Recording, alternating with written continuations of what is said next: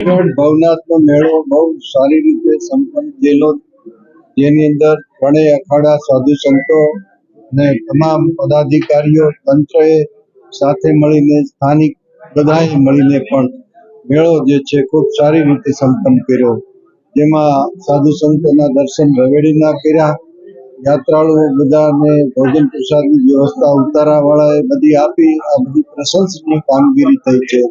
આ વખતે નામદાર કલેક્ટર સાહેબ છે, આઈજી સાહેબ છે, મહેતા સાહેબ છે, અગર તો જંગલ ખાતાના અધિકારી, જેણે જેણે સેવા કરી છે એ બધાને સત્કારવાનો એક કાર્યક્રમ રાખેલો.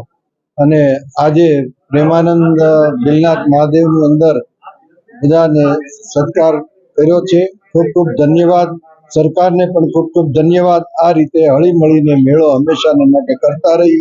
આ મેળો જે છે એ આપણું સૌરાષ્ટ્રનું ગૌરવ છે અને સનાતન સંસ્કૃતિ જે છે આ ટકી રહેશે. માટે આ મેળાનું આયોજન બધે સાથે મળીને કરવું જોઈએ. હરિ ઓરઠીમાં તો કેવી રૂડી ને તો એનો હણગાર કયો છે?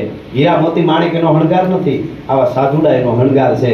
ધન છે ધરાના સંત ને સોરઠ નો હણગાર છે કે અવતડ વટંકી એકલો આ દેશ નો આધાર છે.